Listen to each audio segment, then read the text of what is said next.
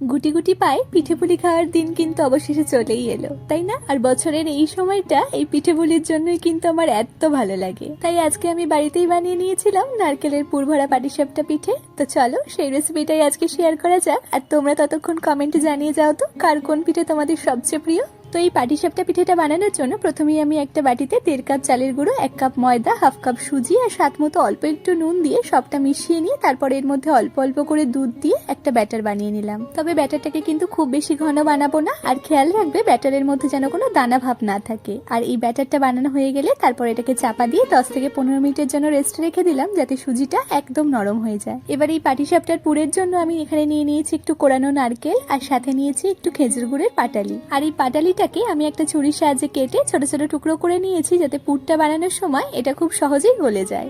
এবার চলো পুরটা বানিয়ে নেওয়া যাক। তো তার জন্য একটা কড়াইতে কোরানো নারকেলটা আর গুড়টা দিয়ে দিলাম।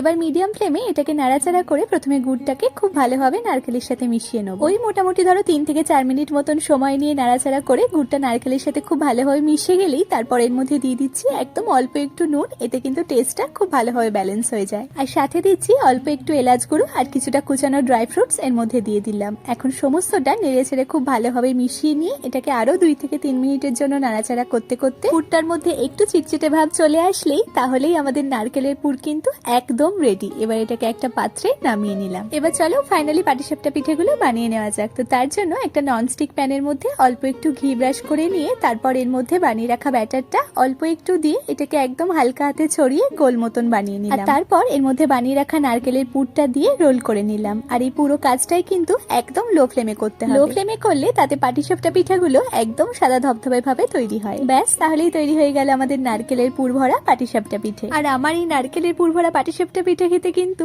খুবই ভালো লাগে। তাহলে আজকে ভিডিওটা তোমাদের কেমন লাগলো অবশ্যই জানিও। আর দেখা হচ্ছে আবারও কাল নতুন একটা রেসিপি নিয়ে। টাটা।